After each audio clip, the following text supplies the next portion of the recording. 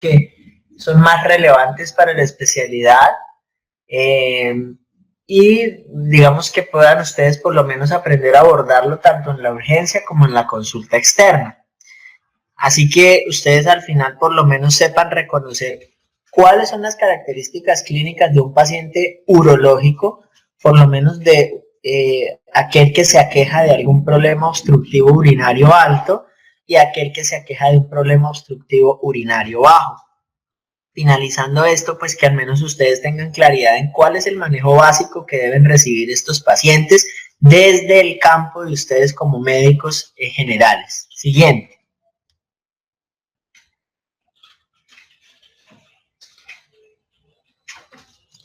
La rotación es en principio una rotación clínica que se hace en el Erasmo MEOS y generalmente es de 2 a 3 semanas. Cuando van al hospital, usualmente son 6 horas, lo que es la mañana, porque en la tarde los ocupan en la universidad. No sé esto cómo vaya empezando a cambiar, la verdad, no lo sé. Ahí están mis datos de contacto, yo soy el docente de ustedes y hay un método de evaluación que es una plantilla. Regálenme un momento, por favor, tengo que contestar una llamada, pues estoy de turno. Listo, retomamos, qué pena con ustedes. En general la evaluación, estos son los porcentajes que utilizamos cuando rotan clínicamente. Los porcentajes los tuve que modificar ahorita cuando ya estábamos en esta pandemia, pues porque básicamente el plan de actividades cambió bastante, ¿sí? Si bien al principio tenían un componente de seminarios que hacíamos en el hospital, había una monografía, etcétera, también pues decidí que la rotación tuviera una modificación en su metodología, primero para que ustedes no se sintieran agobiados con muchos temas, sino que se enfocaran puntualmente en la primera semana en las vías urinarias altas y en la segunda semana en las vías urinarias bajas, y con esto hacer básicamente unos resúmenes, unas pequeñas monografías cada uno, cortas, y la presentación, digamos, de unas infografías para evaluar, digamos, la forma como ustedes interpretaron esos temas. Yo pienso que probablemente la metodología la continuaremos y esta, pues, digamos, es la manera como ustedes me van a demostrar que estos temas los pudieron leer sin que se sintieran tan presionados con el tiempo. Realmente casi que yo les dejo las pautas desde el inicio de la rotación y solo tenemos 2 o 3 encuentros máximo durante la rotación virtuales para poder revisar esto. Si ya definitivamente retomamos la parte práctica, pues cambiará y pues en su momento yo les daré las indicaciones de los porcentajes que se utilizarán. Entonces por ese lado no hay problema. Siguiente, por favor. Este es el temario grande, ¿sí? Como les digo, cuando estamos en la parte práctica, que sí nos tenemos que encontrar todos los días presencialmente, estos temas casi que sí o sí se revisan siempre. Como les digo ahorita, por el tema de la pandemia, modifiqué un poco la metodología y nos enfocamos básicamente en la urolitiasis, la hiperplasia prostática y la tamización del cáncer de próstata. Ahí vamos viendo cómo se van dando la oportunidad, si de pronto podemos revisar los otros temas, y si no, ahí los tienen para que sepan que es parte de lo que ustedes deben conocer o deben leer durante la rotación de urología. Siguiente, por favor. Esto pasémoslo en alto, pues por ahora no van a ir al hospital. No sobra decirles que cuando vayan al hospital pues tocan uniforme y la bata por ahora no se puede por el tema COVID.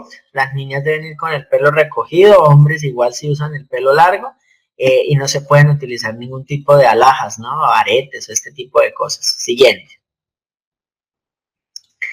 El servicio está conformado básicamente ahorita por 3 urólogos. Esto pues no está actualizado, pero nuestro grupo de médicos especialistas actualmente se reduce a el doctor Suárez, el doctor Villarraga y mi persona. Sí contamos con el mismo personal de apoyo, que son las 2 enfermeras que nos acompañan siempre y con quien ustedes tienen la oportunidad sobre todo de hacer los pasos de sonda, los cambios de sonda, los retiros de sonda.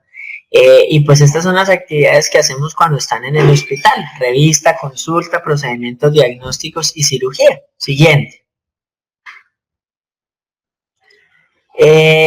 Cuando tenemos las actividades asistenciales, pues ustedes se encargan de hacer una historia clínica de un paciente en urgencias, de un paciente en consulta externa o de un paciente hospitalizado. Esto pues por ahora, como les digo, va a ser difícil.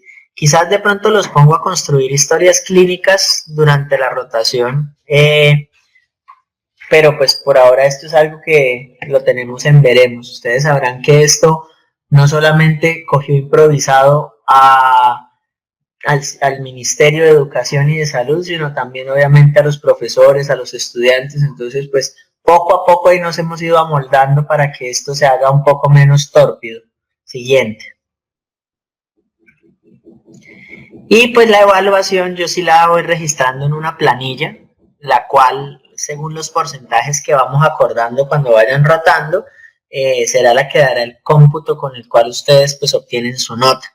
Esa nota, una vez terminan la rotación, yo se las coloco y yo mismo se la envío al doctor Hernández a su correo electrónico para que las vayan pasando a las diferentes planillas de ustedes. Siguiente, por favor. Acuérdense que las inasistencias pues son algo pues que no se negocia, es decir, la inasistencia que no tiene excusa médica es una inasistencia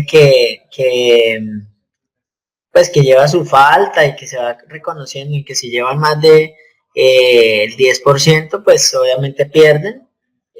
No me pasó durante estos 2 semestres de pandemia que alguien se hubiera ausentado, pero pues la idea es que obviamente no sea la excepción con ustedes, ¿no? Siguiente.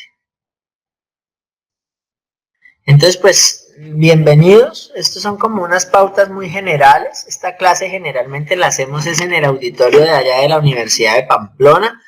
Pero, pues bueno, vamos a darle entonces una cara amable al inicio de este semestre quirúrgico, esperando que la rotación de urología pues pueda por lo menos cumplir las expectativas y suplir conceptos básicos de 2 temas que son, como les digo, muy importantes para ustedes. Siguiente.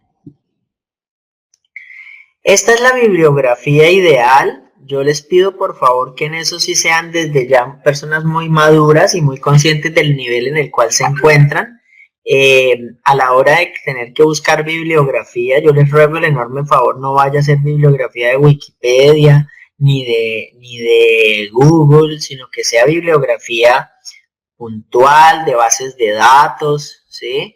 Que tenga una metodología de búsqueda. Y esto no es algo que sea solamente para quedar bien conmigo, es sencillamente para que ustedes se comiencen a exigir. En la medida en que uno va creciendo en la carrera, uno mismo se tiene que ir exigiendo, porque si no, uno mismo se va quedando atrasado y eso pues no lo perdonan los pacientes, ¿no? Entonces, pues la urología de Smith es la urología, es el libro básico para los estudiantes. La urología de Campbell es con la que uno profundiza, esa es cuando ya uno hace el posgrado, pero a veces de pronto uno necesita ir un poquito a esos libros para aclarar más dudas. Siguiente, por favor. Y pues ahí les dejo esto. Hay un libro que se llama El libro del residente de urología. Ese es un libro español que tiene como unos 20 años ya, yo creo, desactualizado hoy en día y pues no tiene, digamos, como todo el enfoque que uno quisiera para ustedes como estudiantes. Entonces, la verdad no se los recomiendo, se lo van a encontrar muy fácil en internet. No creo que es en este caso el libro que ustedes necesitan para su formación. Siguiente. Esto pues miren, esta es la charla que he venido dando ya desde hace 3 años. En general, cuando les hacen exámenes al inicio del semestre, generalmente me piden preguntas pues de esta clase. Entonces pues párenle bolas, pero sobre todo no tanto por el examen, sino porque esto es muy interesante. Uno cuando está aprendiendo algo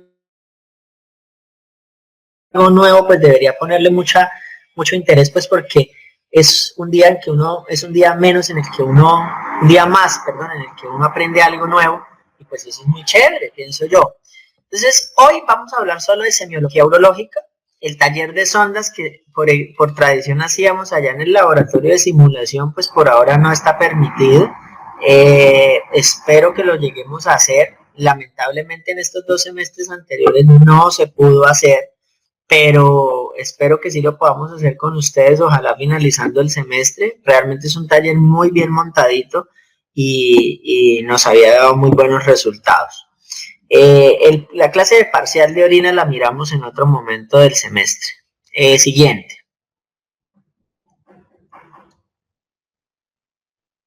Entonces, pues vamos a hablar de semiología urológica específicamente, y para hablar de semiología urológica, pues uno tiene que comenzar recordando los pasos básicos de la semiología general.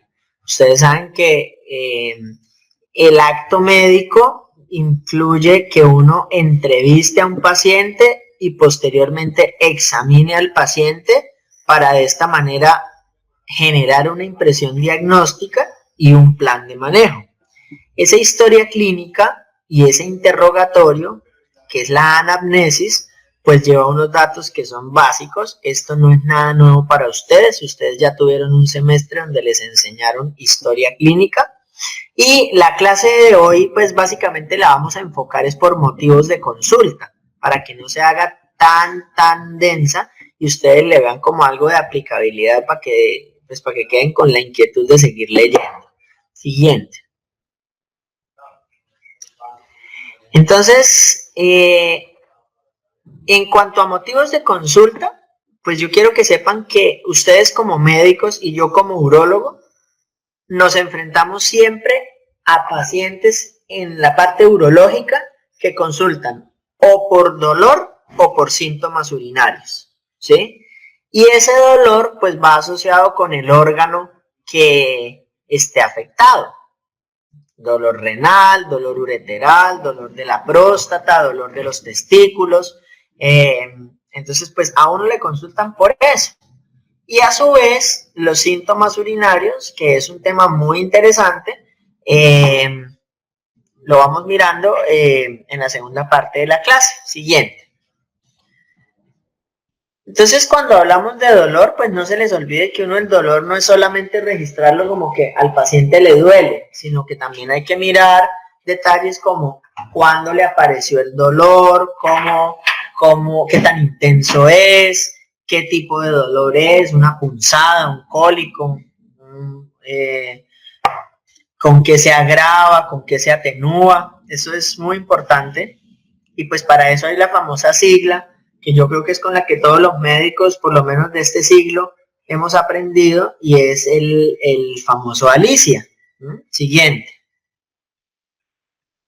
Entonces, pues para comenzar en cuanto a motivos de consulta, y el ejemplo más claro de un dolor visceral urológico, pues tenemos el cólico renal, o cólico renoureteral, o cólico nefrítico. Siguiente. Ese dolor pues también tiene unas características que lo hacen ser un cólico renal, y pues para eso apliquemos el Alicia que ahorita estábamos revisando. Entonces, ¿cómo aparece generalmente el cólico renal? Pues de manera súbita o de manera insidiosa.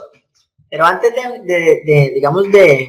de irlo desglobando, vale la pena que recordemos que el cólico renal se explica cuando tenemos una alteración de las vías urinarias altas, es decir, de los uréteres o de los riñones, pues de los colectores, ¿no? Entonces, si yo tengo alteración en las vías urinarias altas, el síntoma cardinal va a ser el dolor. Y en ese caso, ese dolor puede ser de aparición súbita, si por ejemplo ocurrió una obstrucción aguda, ejemplo, un cálculo que haya descendido del riñón y esté obstruyendo el uréter, o puede ser insidioso si por ejemplo el paciente tiene de nacimiento una estenosis o alguna alteración congénita de las vías urinarias altas que no permita que se evacúe adecuadamente la orina, ¿sí? Entonces, nuevamente, y este ejemplo siempre se los doy cuando están rotando, piensen que nosotros los urólogos lo que hacemos es ser los plomeros de la vía urinaria. nosotros somos los que nos encargamos de destapar tuberías, ¿sí? Y en este caso, la tubería que está obstruida y que se nos está manifestando con dolor, pues son las tuberías altas que se llaman uréteres. Entonces, yo puedo tener alteraciones agudas o alteraciones crónicas que pueden explicar que se obstruya eso. ¿En dónde se localiza? Generalmente se localiza en el ángulo costovertebral o en el flanco, ¿sí? O se irradia al flanco o se irradia a la fosa ilíaca, ¿sí? Y generalmente su carácter es un carácter de tipo cólico, ¿sí? Es decir, es un dolor que va y viene. Y lo más importante que de pronto le hace a uno diferenciarlo, por ejemplo, de una apendicitis o de una colecistitis o de una diverticulitis, es que generalmente el cólico renal no se atenúa con ninguna posición. Generalmente cuando ustedes tienen un dolor intraperitoneal, recuerden que los riñones son órganos retroperitoneales, cuando yo tengo un dolor intraperitoneal, usualmente el paciente busca quedarse quieto, porque estando en reposo el dolor se controla. Pero cuando el paciente se mueve o lo estimulan, pues el dolor comienza. Distinto al cólico renal. En el cólico renal, el reposo no atenúa el dolor y al contrario, ninguna posición lo hace. En otras palabras, es como si el paciente estuviera en un desasosiego permanente. ¿Listo?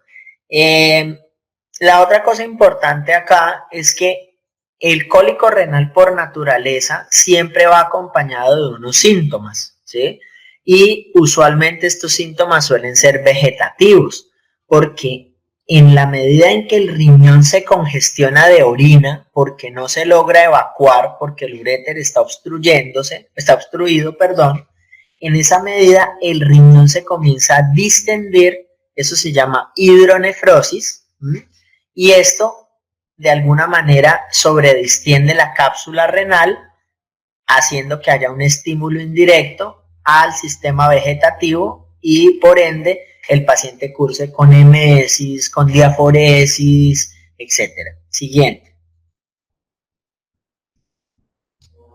Entonces esto era lo que les decía, miren las fotos, en la una ustedes están viendo una obstrucción de la unión pielo-ureteral, eso es una condición congénita, cada vez detectada más fácil porque hoy en día les hacen ecografía a los fetos y desde el estado fetal uno se puede dar cuenta de si el niño viene con esas condiciones. O miren en la otra fotico unos cálculos, vean, un cálculo renal, un cálculo ureteral o un cálculo en la vejiga. Siguiente. Entonces ahí la primera conclusión y lo primero que tienen que recordar es que el cólico renal no solamente se explica por la presencia de cálculos, sino el cólico renal se explica por que hay una obstrucción de las vías urinarias altas. Espero que ese concepto quede claro en este momento. Y pues nada, aquí les pongo una foto, si quieres darle la siguiente.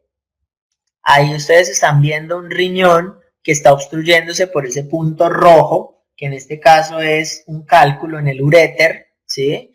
Y esas flechitas azules pues representan el flujo de la orina que no está pudiendo salir y por ende las flechas verdes representan la distensión del riñón, que se llama hidronefrosis, que lleva a todo el cuadro clínico de este paciente. En principio el dolor no solamente se explica porque la orina quede congestionada y no salga, y por ende se distienda la cápsula, sino también porque el uréter, como tiene músculo liso, comienza a hacer un esfuerzo por intentar expulsar esa piedra o ese fenómeno obstructivo y aumenta su peristalsis y en algún momento se fatiga. Entonces hace un espasmo. De ahí que nosotros podamos utilizar también la buscapina como una alternativa para manejar este dolor. Pero en realidad son múltiples mecanismos que lo explican, también hay prostaglandinas implicadas, la vía de la ciclooxigenasa. Entonces uno no solamente tiene por qué manejar el dolor con buscapina, sino que también puede utilizar los AINES o los opioides. ¿Listo? Bueno, siguiente por favor.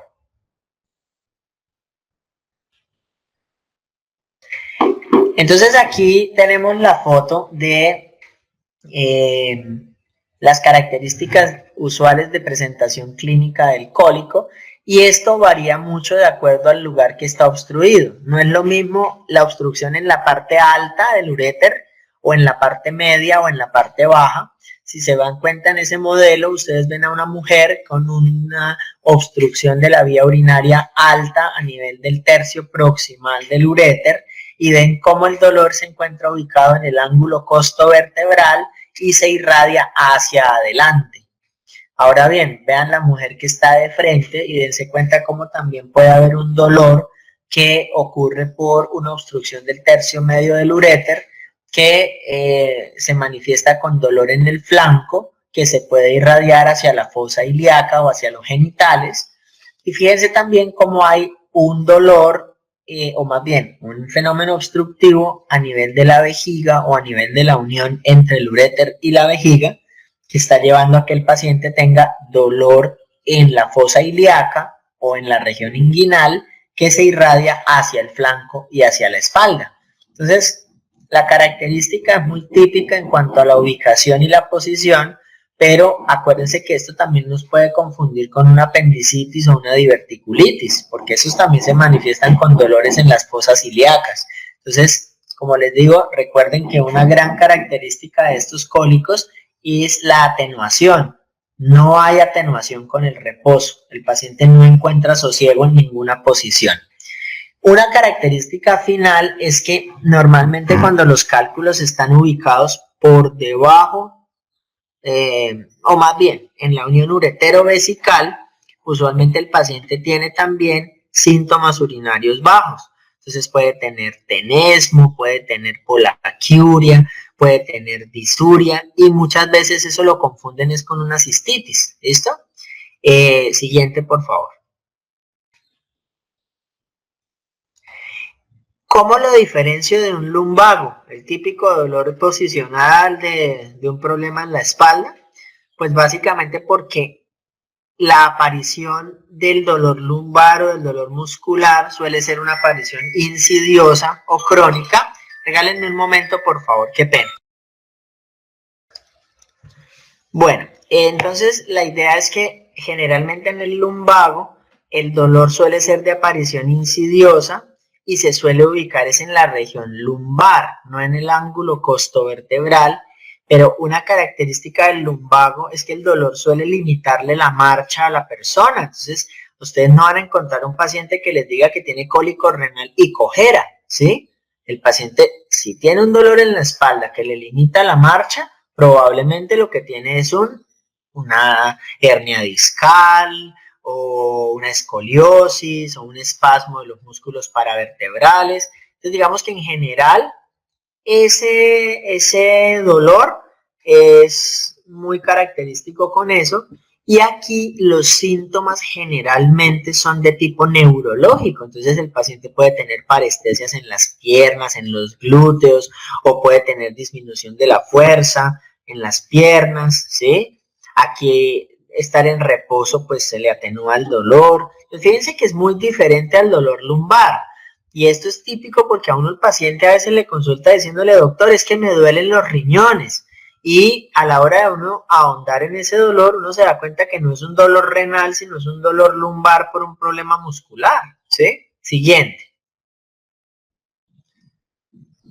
Y el otro, que es el que les decía, que tengan mucho cuidado, a mí personalmente me pasaba bastante en el rural, era el dolor de la apendicitis, ¿sí? Porque esos dolores a veces pueden estar ahí en la fosa ilíaca, irradiarse al flanco o a la región inguinal.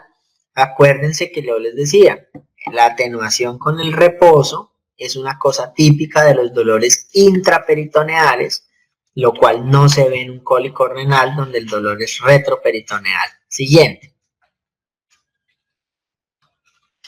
El testículo. Entonces, Este es el otro gran motivo de consulta y el que suele preocuparnos bastante a los médicos, y es básicamente porque, si se dan cuenta, están viendo en esta foto una torsión del testículo.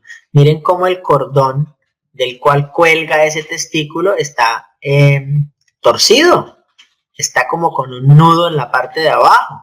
Y fíjense cómo el testículo está perdiendo irrigación. Esto es una verdadera urgencia quirúrgica y cuando uno lo detecta, inmediatamente uno tiene que activar toda una red de remisiones o una activación de una interconsulta muy urgente al especialista para que el testículo no se vaya a perder. Entonces, acá vale la pena recordar que no necesito un estudio radiológico para poder determinar si un paciente tiene una torsión testicular, y eso lo vamos a ver ahora con las características clínicas de esto.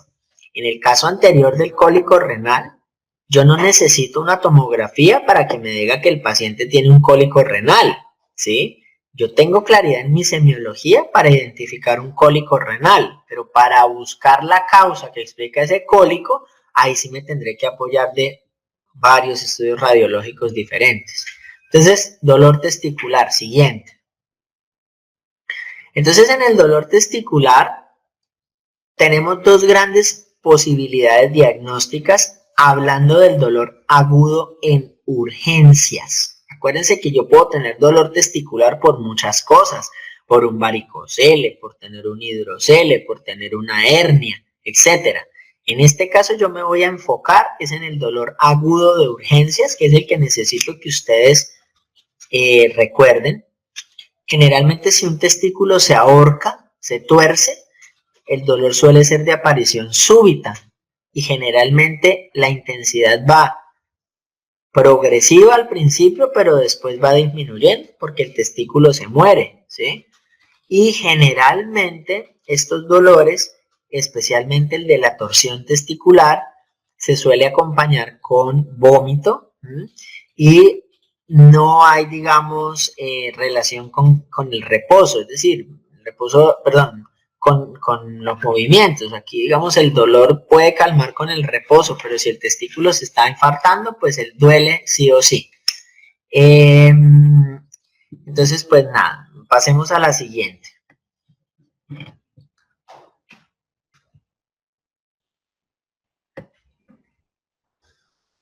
La otra gran posibilidad diagnóstica, si no es la torsión del testículo de manera aguda, puede ser la epididimitis, que es la inflamación del epidídimo. El epidídimo, si recuerdan por allá en sus clases de histología, el epidídimo es el órgano que se encarga de la maduración de los espermatozoides. Es como si fuera la universidad de los espermatozoides.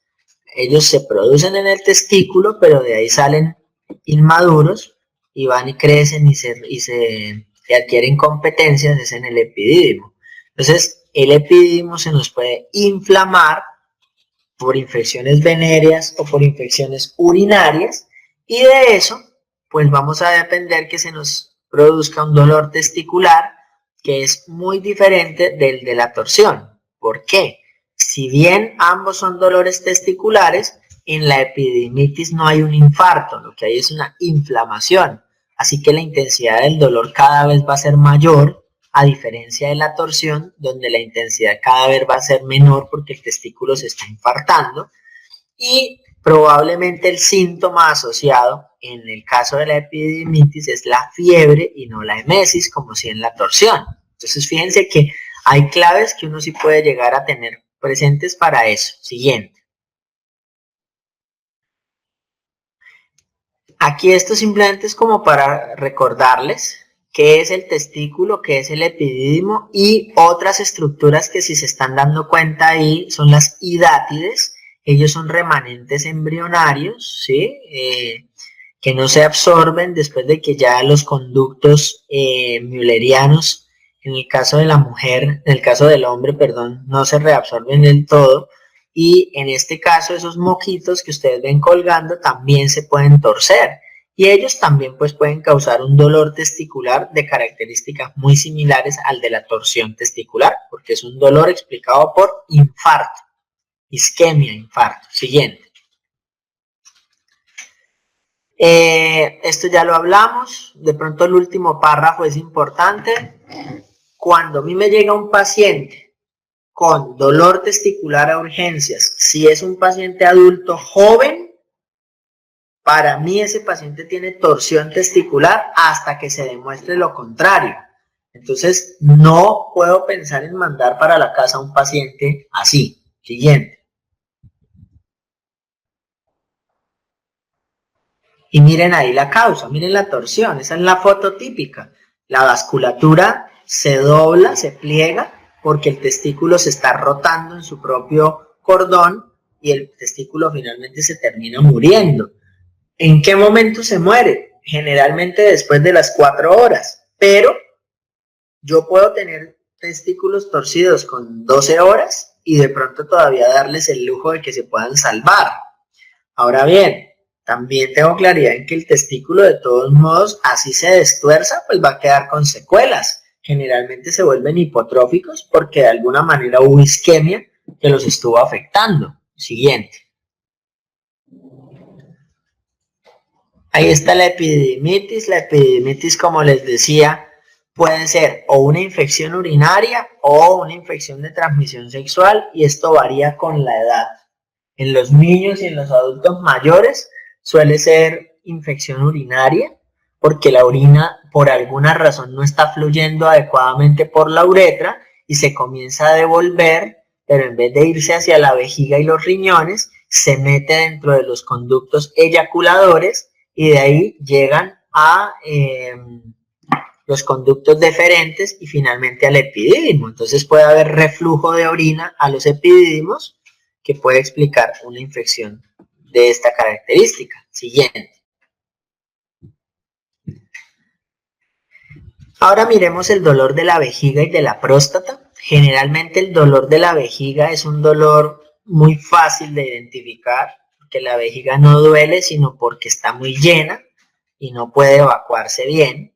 Ahí pueden también haber condiciones de dolor crónico, las famosas cistitis crónicas, que no son temario de hoy y es más un temario del especialista que del médico, pero simplemente recordarles que si un paciente tiene un globo vesical porque no logra evacuar su orina por una retención urinaria, pues eso va a llevar a que al paciente le duela la vejiga. ¿Y dónde duele? Pues en el hipogastrio. ¿Y qué se siente? Como un peso, ¿sí? Y entre más se llena, pues más va a doler. Siguiente. El dolor de la próstata no suele ser tan fácil de identificar porque usualmente no tiene una ubicación puntual. El paciente dice, doctor, a mí me duele detrás de los testículos, pero a veces siento que me duele el ano, pero a veces siento que me duele como en la parte de atrás. Entonces, la ubicación no es tan fácil de identificar, ¿sí? Usualmente es en la región perineal y a veces se puede irradiar hacia la espalda, pero generalmente es un dolor sordo, es un dolor que no deja, que es un dolor sordo y es un dolor constante que el paciente mantiene. Entonces esto a veces suele ser muy incómodo y pues generalmente la próstata duele cuando se inflama. Esto se llama prostatitis y la prostatitis pues también hace parte de los grupos de infecciones de vías urinarias. Siguiente. Los síntomas asociados, recuerden, en el caso del dolor cólico renal y de la torsión testicular suele ser la emesis y en el caso de la epididimitis o de los cálculos que llegan a la vejiga suelen ser síntomas urinarios. Siguiente. No sé si hasta este momento tengan alguna pregunta. Acabamos de ejemplificar dos grandes síndromes muy comunes de consulta en urgencias. Uno, el cólico renal y dos, el dolor testicular o síndrome escrotal agudo. ¿Alguna pregunta?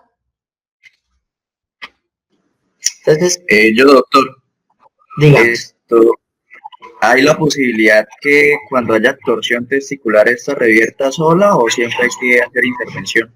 Pues usualmente hay una consideración que se llama el síndrome torsión de torsión, y son pacientes que pueden tener por momentos el testículo torcido y él se destuerce solo. El problema es que puede llegar a un punto donde se tuerza y no se destuerza, y en ese caso, igual el paciente pues tiene que ser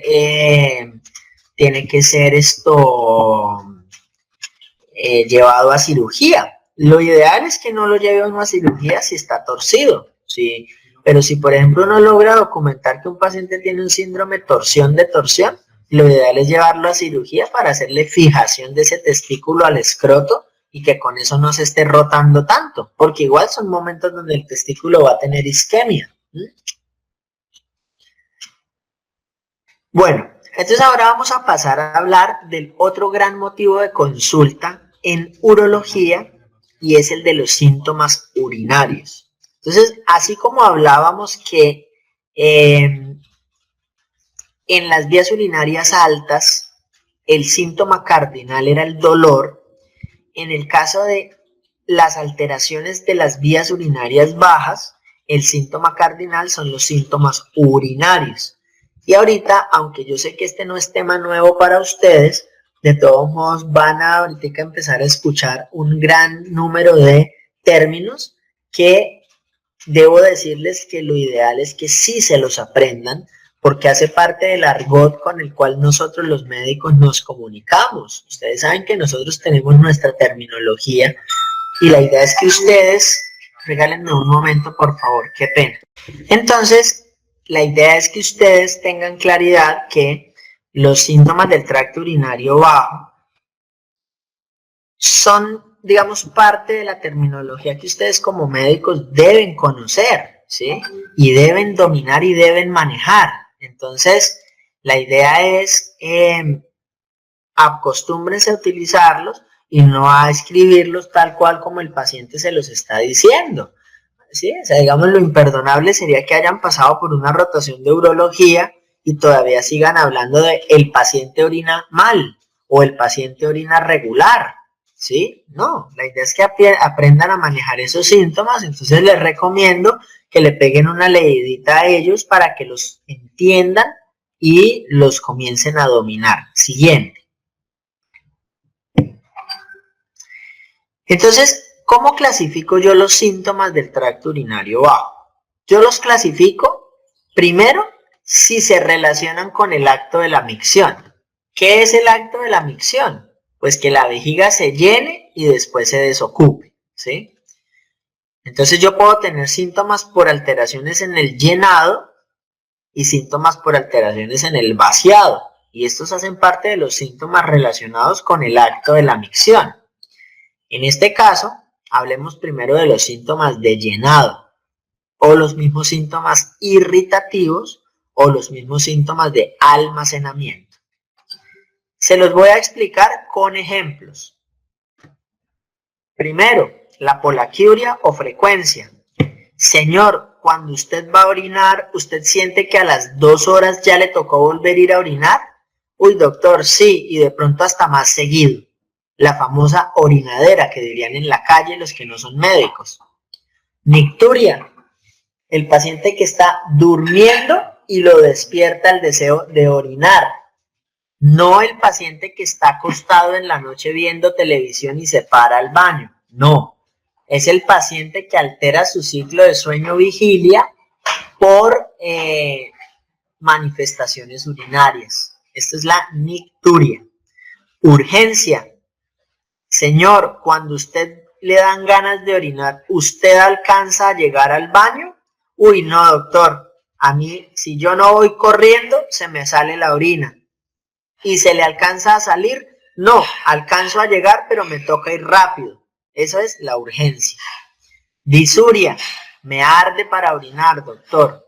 Estranguria, me arde al finalizar de terminar de orinar. Siguiente. Ahora vamos a hablar de los síntomas obstructivos o de vaciado o de eliminación. Ujo. Señora, ¿a usted le toca hacer fuerza para poder orinar? Vacilación. Señor, ¿a usted se le demora en salirle el chorro? Chorro débil. Señor, ¿su chorro sale delgado? Intermitencia. Señor, ¿a usted se le entrecorta el chorro cuando le está saliendo? Chorro bífido. ¿A usted se le abren dos el chorro, señor? Regadera. Señor, ¿el chorro a usted le sale como una regadera? Tenesmo. Señor, cuando usted termina de orinar, ¿usted siente que quedó satisfecho? Uy, no, doctor, yo siento que sigo lleno. Goteo posmiccional. Señor, ¿le queda goteando orina? ¿Le toca sacudirse mucho porque le queda orina goteándole? Y retención urinaria. Aquí generalmente siempre tienen esta dificultad en el vocabulario y no entiendo por qué. La retención urinaria es la imposibilidad para sacar la orina, pero la está produciendo. Entonces generalmente este síntoma me lo confunden con oliguria. Oliguria es que se produce poquita orina, pero se está eliminando. Distinto a la retención urinaria, donde se produce normal la orina, pero no se puede eliminar. Acuérdense que ustedes están en urología y no en nefrología. En urología yo me encargo de mantener permeables las tuberías para que la orina fluya. ¿Y dónde se produce la orina? Pues en los riñones. Así que yo como urólogo no hablo de oliguria, porque los trastornos que producen oliguria los maneja el nefrólogo. Entonces, ojo con eso. Siguiente. Esto lo van a ver cuando lean el tema de hiperplasia prostática. Hay varios sistemas de puntuación, de puntaje, donde de alguna manera se busca hacer más objetivo el interrogatorio de un paciente cuando está con síntomas urinarios como principal motivo de consulta. Entonces, en otras palabras, es como decirle al paciente, lléneme esta encuesta para saber qué tan mal está orinando. Este se los pongo porque es uno de los típicos que utilizamos los urólogos, pero que uno aprende desde que está en medicina, y es el del IPSS, el índice de síntomas prostáticos.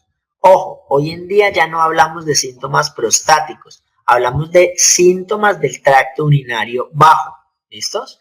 Antes se creía que la persona solamente orinaba mal por tener problemas prostáticos y resulta que no. Nosotros también podemos tener una piedra dentro de la vejiga y causar los mismos síntomas que un paciente que tiene patología prostática. Siguiente.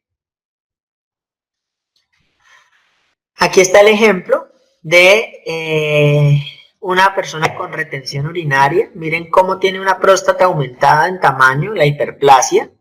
Y fíjense cómo esta no permite que la orina fluya adecuadamente. Regálenme un momento, por favor. Listo. Entonces ahí ustedes ven claramente cómo es el ejemplo de una próstata que está obstruyendo el canal uretral y por ende la orina se queda acumulada dentro de la vejiga. Siguiente.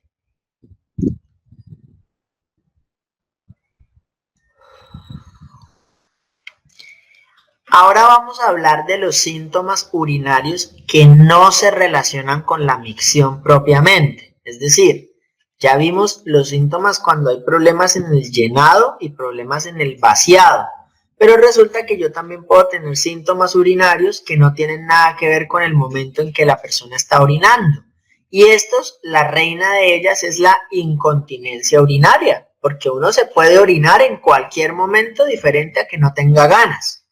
Entonces, ¿qué es la incontinencia urinaria? Pues es la pérdida involuntaria de orina que se hace objetiva, es decir, que yo puedo ponerle a una persona un pañal durante 24 horas y efectivamente demostrar que sí moja el pañal, o que lo puedo poner a examinar y le digo que puje y la orina se le sale. Es decir, de alguna manera yo puedo darme cuenta de eso es objetivo, y a su vez, pues que deteriore la calidad de vida de la persona. ¿Listo? Entonces, la incontinencia urinaria puede ser de varias características, se las voy a poner también con ejemplos, es importante que las entiendan y las diferencien. Yo puedo tener incontinencia urinaria de esfuerzo o de estrés o genuina, que es la incontinencia que les acabé de ejemplificar.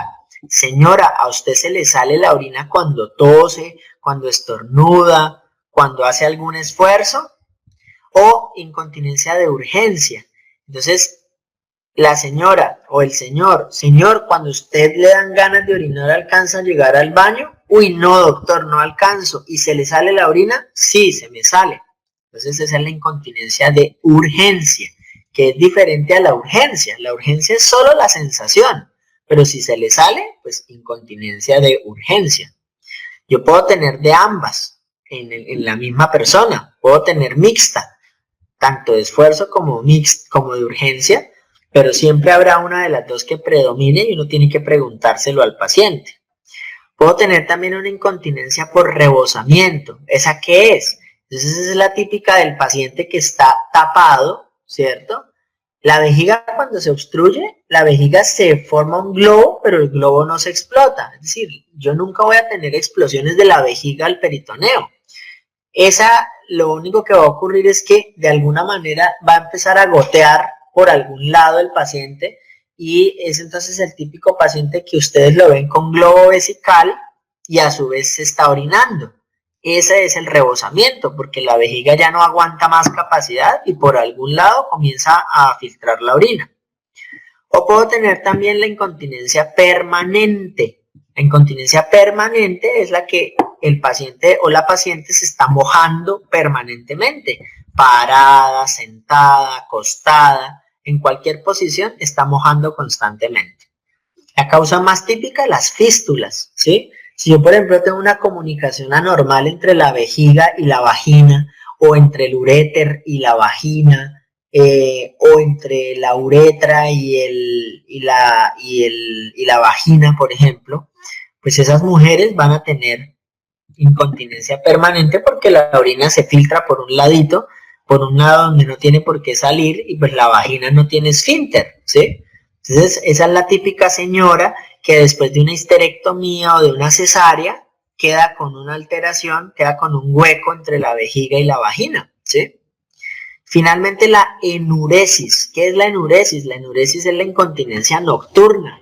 Entonces ese es el típico paciente que se orina en la cama durmiendo, ¿sí? Ustedes saben que eso es muy común en los niños, solo que a cierta edad ese síntoma se suele corregir y al principio ocurre es únicamente por inmadurez neurológica de los niños, ¿sí? Siguiente, por favor. Ahora bien, también puedo tener síntomas que se relacionan con, primero, el volumen de la micción, ¿sí?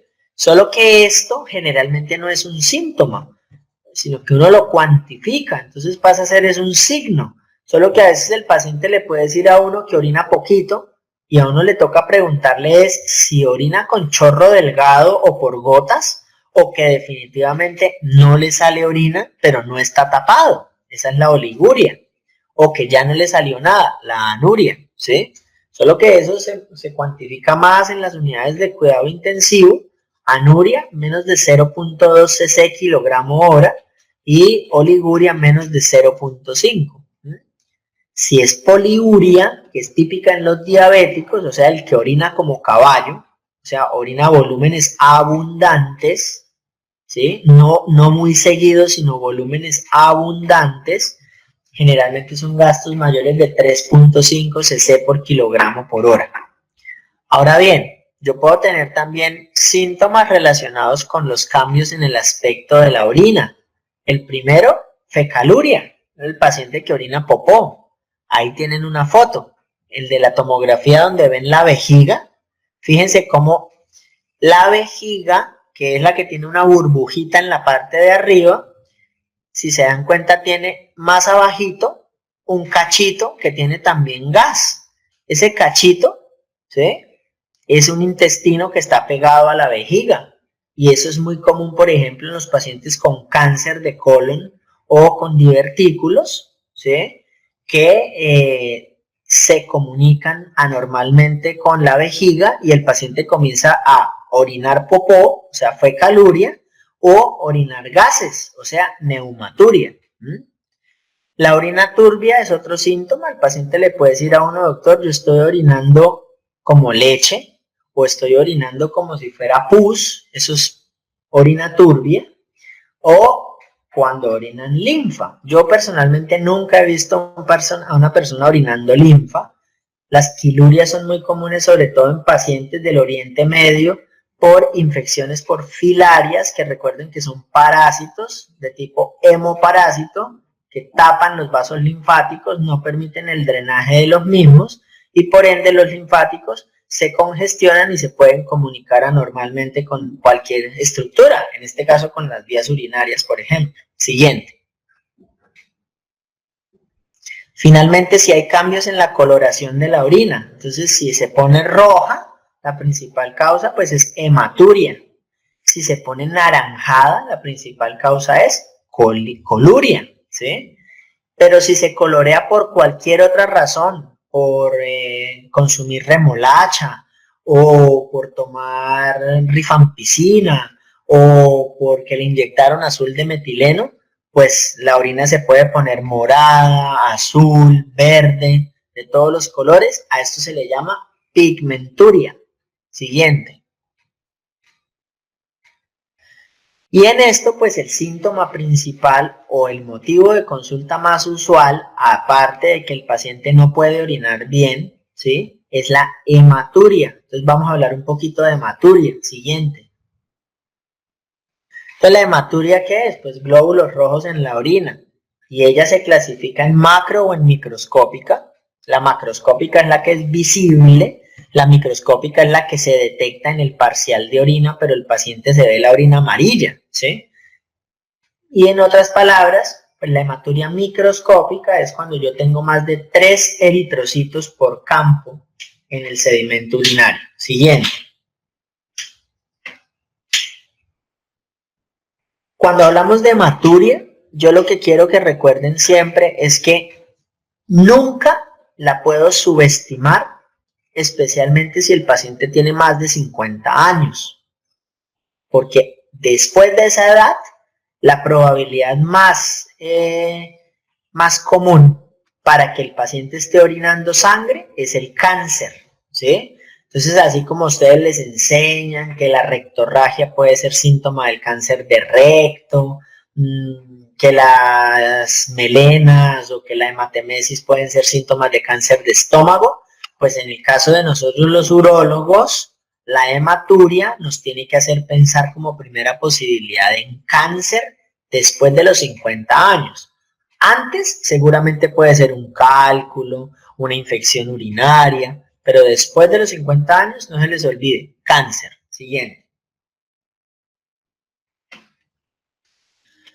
Y para pensar en cáncer debo recordar que primero, la edad mayor es un factor de riesgo, los acabo de decir, el género masculino, el antecedente exposicional al tabaco o a químicos como las aminas, los bencenos, que se ven sobre todo en industrias textileras, en industrias petroleras, en fumigaciones, en pinturas, ¿sí?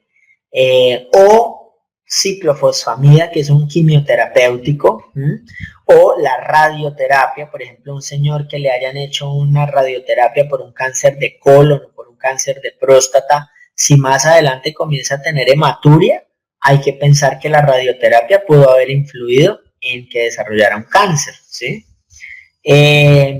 Finalmente, si tiene algún tipo de antecedente urológico, también le da riesgo de que sea maligno, pero sobre todo si es riesgo de cáncer. Siguiente. Por supuesto, el sangrado puede venir de cualquier parte de la vía urinaria, desde el glomérulo renal, ¿sí?, hasta la punta del pene puede sangrar. Y hay muchísimas causas, pero obviamente por semiología yo tengo que ubicarme en si son hematurias glomerulares o son no glomerulares. Las glomerulares son las que le competen al nefrólogo y son un capítulo gigante donde las manifestaciones clínicas más comunes pues van a ser el edema de miembros inferiores, la hipertensión arterial. Ustedes ya debieron haber visto por allá en medicina interna los famosos síndromes nefrítico y nefrótico, ¿sí?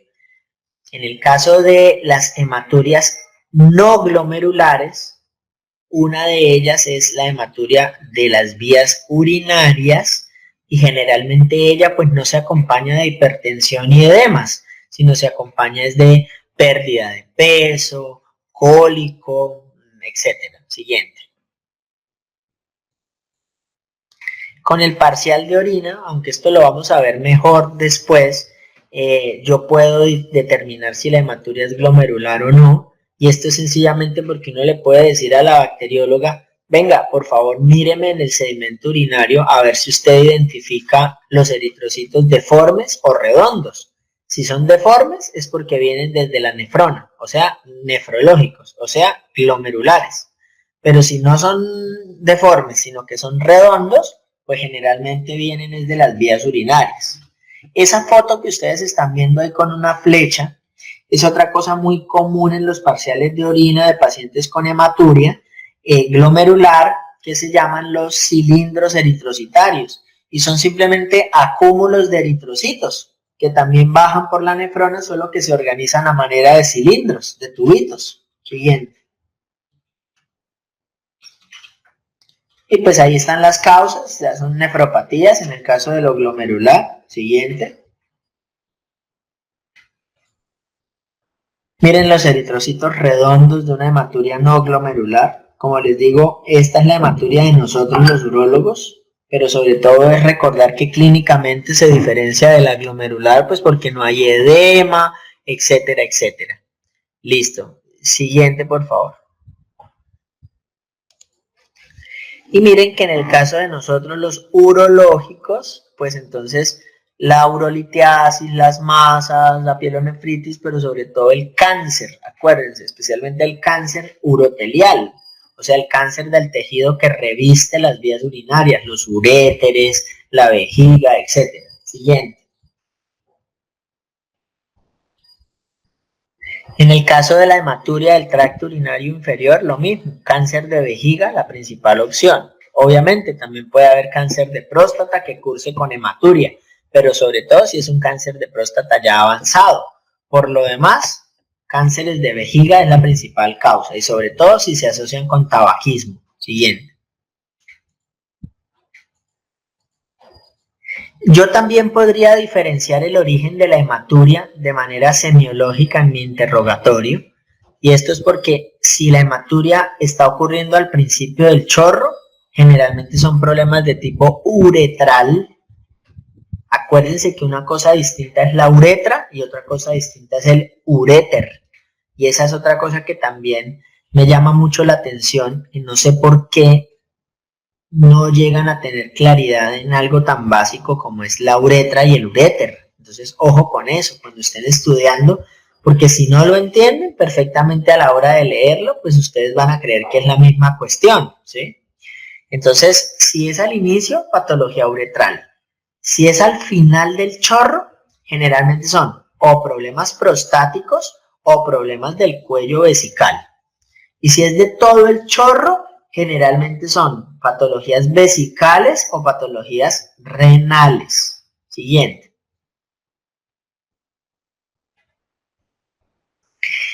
Yo puedo tener hematuria también asociada con anticoagulación. El paciente con una fibrilación auricular o con alguna valvulopatía que está recibiendo manejo con warfarina, con rivaroxaban, con heparina, etc.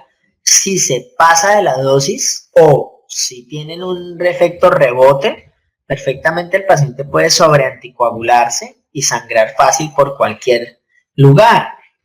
Las vías urinarias no son excepción, también pueden sangrar por la orina y en este caso, lo que sí es que de todos modos uno tiene que procurar es buscar la razón por la cual sangró.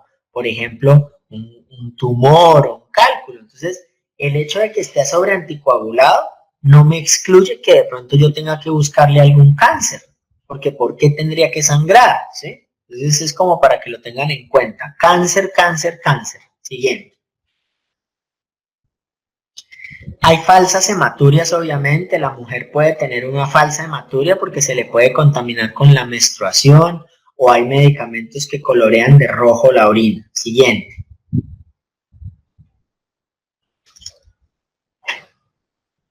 Obviamente cuando estamos evaluando a esos pacientes, lo que les digo, la toma de la tensión arterial es fundamental, indagar antecedentes, puede ser un paciente que haya tenido, por ejemplo, una faringoamigdalitis bacteriana por estreptococo y posteriormente haya desarrollado anticuerpos antiestreptolicina, los famosos ASTOS, y estos ir a hacer una reacción de inflamación de los glomérulos, por ejemplo. Siguiente.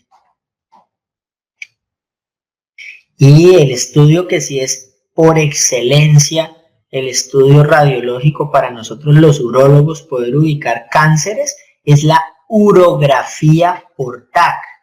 Esto es completamente distinto al uroTAC, ¿sí?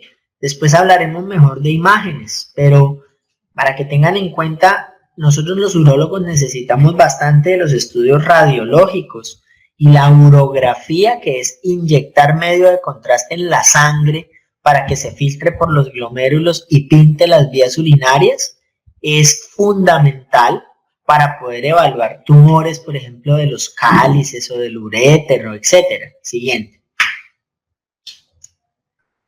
Ahora pasemos al examen físico de las vías urinarias. Esto es algo en realidad muy rápido. Si se dan cuenta, nosotros somos 75% interrogatorio y llevamos 1 hora y 10 minutos hablando solamente de anamnesis. Es porque es lo que más a nosotros los urólogos nos compete, porque el examen físico, si se van a dar cuenta, es algo muy limitado en nuestro caso. Entonces, siguiente. Si yo voy a examinar riñones y uréteres, lo primero que tengo que tener claridad es que lo normal es que yo no los logre examinar. Si yo palpo un riñón, por ejemplo, yo tengo que pensar que eso que se palpa puede ser un tumor o puede ser una hidronefrosis grandísima, ¿sí? Una masa. Los uréteres tampoco se tienen por qué tocar y antiguamente la semiología francesa hablaba de unos famosos puntos ureterales. La verdad es que esos puntos ureterales hoy en día no se utilizan. Nosotros nos apoyamos de estudios radiológicos para poder evaluar las alteraciones en el uréter, ¿sí? Sí tenemos la puñopercusión. La puñopercusión es una forma indirecta de demostrar que el paciente tiene una inflamación del riñón, una distensión de la cápsula renal, ¿sí? Generalmente uno asocia puñopercusión con pielonefritis, pero no necesariamente. Yo puedo tener un riñón congestionado y también estar causando, no sé, distensión de la cápsula y pues por eso producir una puñopercusión. La auscultación del riñón indudablemente no se hace hoy en día, ¿sí? Pero antiguamente dicen que perfectamente uno podría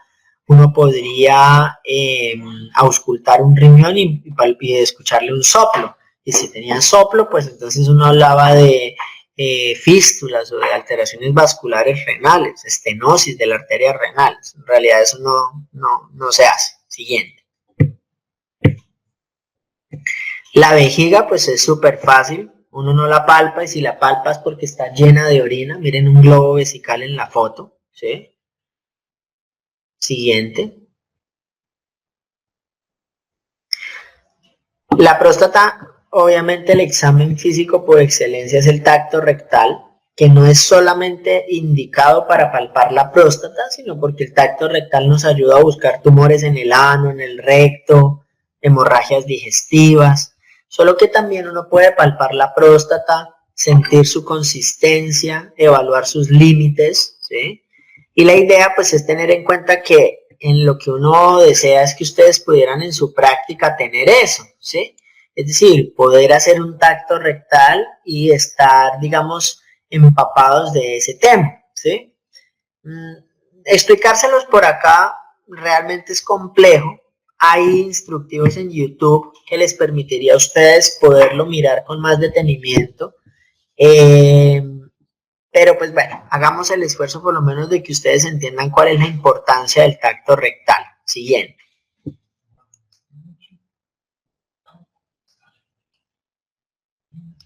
Entonces cuando yo lo enfoco a lo que es la próstata, yo lo primero que tengo que tener en cuenta es que si lo hago es porque quiero detectar cáncer, ¿sí? O alteraciones sospechosas de cáncer. En este caso, ¿qué alteración sospechosa por excelencia? La alteración de la consistencia. Entonces, tóquense la región tenar. Acuérdense que la región tenar es el dedo pulgar. Es en la palma de la mano lo que corresponde a la región del pulgar. Si se dan cuenta, al palparlo, ustedes sienten una superficie lisa y una consistencia como cauchosa. Ahora tóquense la punta del cartílago nasal. Ustedes se tocan la punta del cartílago nasal y también se encuentran con una consistencia como cauchosa. Esa es la misma consistencia de la próstata, punto. De la próstata normal. Pero en cambio, si ustedes palpan un nudillo o el codo o la rodilla, ustedes se van a encontrar con una consistencia pétrea o consistencia indurada, y esa pues es la consistencia anormal, la que uno encontraría en el cáncer. Ya. Si se dan cuenta, no tiene ninguna ciencia. El tacto rectal es para eso, no más. Ustedes van a leer que de pronto uno con los dedos podría de pronto estimar el tamaño de la próstata. A ver, eso es algo que ustedes tienen que ser aterrizados a su práctica y a su nivel. Lo que yo deseo es que ustedes puedan tener la certeza de que con un tacto rectal pueden lograr detectar alteraciones que sospechen cáncer. Obviamente no siempre son cáncer, pero si yo tengo una próstata con consistencia indurada, mi primera opción sí o sí es que pudiera ser un cáncer. Siguiente. Entonces ahí está la foto.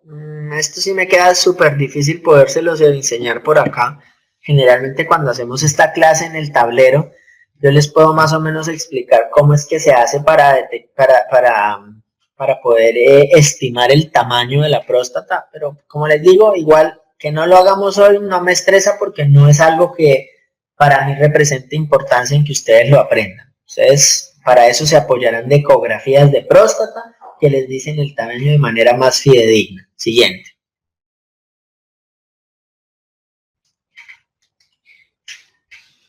Los testículos, por supuesto, son importantes para que uno les haga conciencia a los pacientes en la importancia de examinarlos.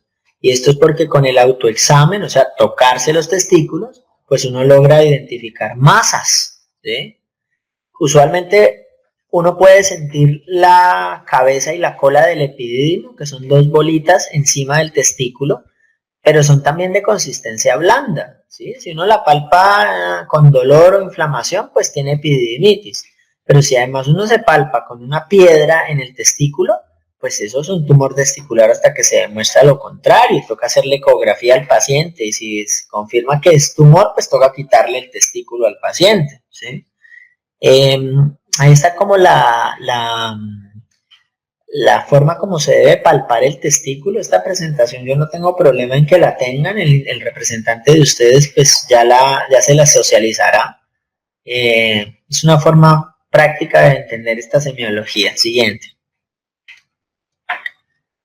El epidídimo, pues ya les dije, básicamente se siente como unas pepitas encima del testículo. Si ustedes palpan eso indurado y doloroso en el paciente, pues el paciente tiene epididimitis. Siguiente. El escroto, acuérdense que el escroto es la bolsa, ¿sí? Ya, pues básicamente, si uno ve alteraciones en esa piel, pues hay que buscar gravemente una gangrena. Ahí ven una foto en la parte de abajo, ¿sí? Una celulitis, un proceso infeccioso. También se pueden observar las dilataciones de las venas del testículo, eso se llama varicocele. No la varicocele, sino el varicocele, ¿sí? Y también pueden ver arriba un hidrocele, no una hidrocele, como muchas veces lo dicen. El hidrocele es presencia de agua y ustedes con una linterna poniéndola debajo del escroto, la famosa transiluminación, pues pueden identificar y diferenciarlo de una hernia. Si es una hernia y es un intestino lleno de popó, pues no va a transiluminar. Como esto es agua, pues sí transilumina. Siguiente. Esto lo veremos más adelante, ojalá en la rotación, pero es básicamente las razones por las cuales es tan importante la semiología en el dolor testicular. Hay ciertos signos que me permiten a mí identificar si el paciente tiene una torsión testicular. Por ejemplo, miren la foto, no la que tiene los numeritos abajo, sino la otra. Si yo tengo un testículo ascendido y rotado, eso se llama el signo de Gubernet. Y eso es uno de los signos clásicos de la torsión testicular. Si yo elevo el testículo y eso le alborota el dolor al paciente, eso se llama la maniobra de Pren negativa. Se supone que en un proceso inflamatorio, si yo haciendo el testículo y el paciente mejora el dolor, eso se llama Pren positivo y es típico en las epididimitis. Pero si no tiene Pren, si la maniobra es negativa, pues tiene torsión. Y la otra es el reflejo cremasteriano. Y es sencillamente que ustedes estimulan la cara medial de los muslos del paciente. Eso sobre todo se ve en los niños. Y en los niños sí se ve, ustedes lo que hacen es estimular la cara interna de los muslos y si el testículo y el escroto se ascienden, esto es el cremasteriano positivo. En una torsión donde hay isquemia, pues obviamente no hay forma de que el reflejo se pueda manifestar y pues obviamente si es negativo es un signo de torsión testicular. Entonces fíjense la importancia de la semiología, porque yo no tengo un Doppler a la mano en todo lado. Entonces, si yo lo logro identificar con mi examen físico, pues está perfecto, ¿sí? Siguiente. En la epididimitis, miren la foto, no hay cambio en la rotación, al contrario, lo que hay es eritema en el escroto. Puede haber incluso supuración y gangrena. Siguiente. Y esta es otra cosa que lo van a leer cuando lean escroto agudo, que es el signo del punto azul, cuando lo que está torcido es una de las hidátides. Eso no es común verlo, la verdad. Siguiente. El pene, pues también tiene alteraciones que son visibles en la semiología. El micropene, que es el pene menor de 1 centímetro, típico en alteraciones hormonales o genéticas. La fimosis, ahí están viendo una fimosis grado 4, donde no se ve ni siquiera el meato uretral. La hipospadias, donde el meato uretral está implantado por debajo del lugar natural de implantación y está en la cara ventral del pene. Y la hipospadias, donde el meato uretral está implantado, es en la cara dorsal y más arriba, ¿sí? La epispadias generalmente se asocia con alteraciones genéticas gravísimas.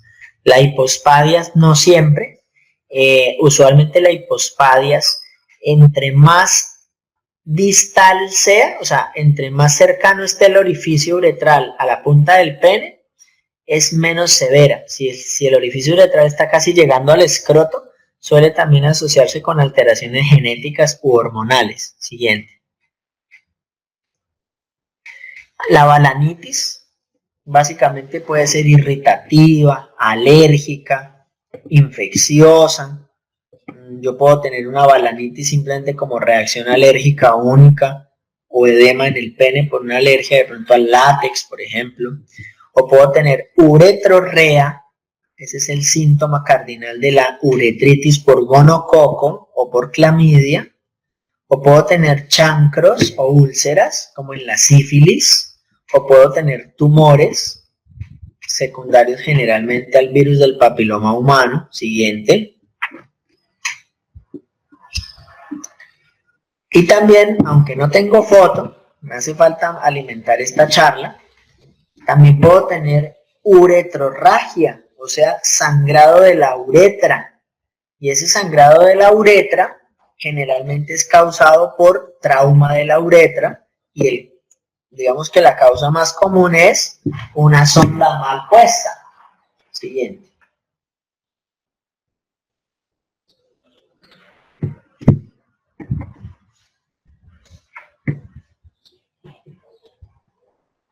Siguiente. ¿Qué otras cosas mira uno en el examen físico urológico? Pues miren, el edema en las piernas, la hipertensión arterial. Siguiente. Hay que hacer examen neurológico de los dermatomas, ¿sí? De pronto hay que mirar si de pronto hay alguna alteración en la columna que esté llevando a que de pronto la vejiga no tenga suficiente inervación, ¿sí? O también puedo tener adenopatías inguinales, y esas adenopatías inguinales explicar una infección de transmisión sexual. Entonces, si se dan cuenta, hoy con esto dejamos un abrebocas grandísimo de lo que es la semiología urológica y de lo que ustedes se van a enfrentar, digamos, si ven pacientes con patología urológica.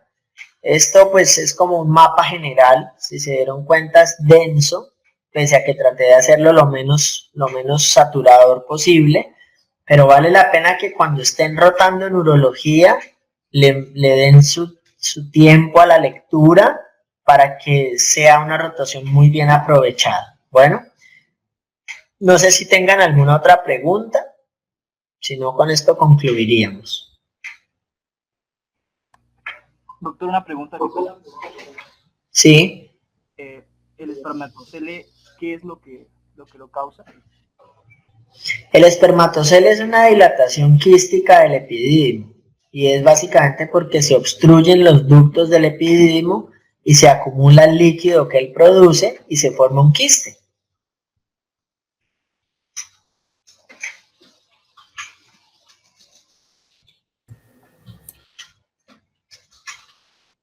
¿Alguna otra pregunta?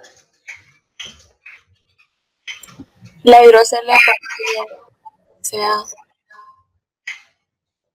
¿El hidrocele qué? ¿cuál es la causa de la hidrocele? Un momento, por favor, que me está entrando una llamada. Listo, ahora sí. Bueno, una compañera estaba preguntándonos entonces por la causa de hidrocele, y pues eso varía dependiendo de si es comunicante o no es comunicante. En general es acúmulo de líquido entre las túnicas vaginales y dependiendo de la edad, uno puede tener o un mal cierre del conducto peritoneo vaginal, que eso es congénito y eso generalmente es el que explica el hidrocele comunicante, o un proceso inflamatorio o un trauma, que es lo más común, ¿sí? Después de una epididimitis o de algún golpe, que quede líquido acumulado, ese es el hidrocele no comunicante. ¿Listo? ¿Una otra pregunta? Doc, una pregunta, ¿es más común el cáncer en genitales masculinos o en genitales femeninos? Pero, ¿qué tipo de cáncer? Porque es que esa pregunta es muy variable. Si tú me preguntas, pues el cáncer de cervix en la mujer, que es en genital femenino, es más común, Más común, claro. Pero eso es muy variable. sí, señor. Porque también el cáncer de próstata es muy común en los hombres y eso pues es una patología masculina. Entonces, pues la pregunta está muy general. No, pero sería más, o sea, como en pene y en la vagina, o sea, en genitales Si es de genitales externos, externos. es casi la misma incidencia porque lo más común es que sea por el papiloma humano. Entonces a nosotros nos da cáncer de pene y a la mujer les da cáncer de vulva. De vulva, sí, señor. Uh-huh. Ah, listo, gracias. Bien. Doctor, Sí. respecto al quiste que su merced mencionaba en el espermatocele, ¿ese quiste es doloroso? ¿Desaparece? ¿O cómo se puede tratar? Generalmente se queda quieto, es silente y no duele. Y uno no le hace nada. Ah, ok, muchas gracias, doctor. Bien. Doctor, los cólicos renales, ¿en qué punto son operables? Para eso vas a tener una rotación de urología.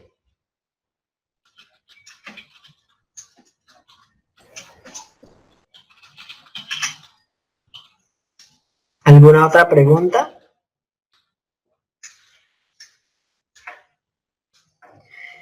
Bueno, entonces damos por finalizada la clase.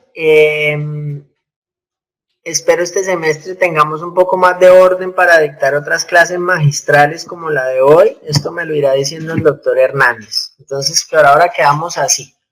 Buena tarde, que estén muy bien y bienvenidos nuevamente. Gracias, doctor. Feliz tarde. Gracias, Hasta doctor.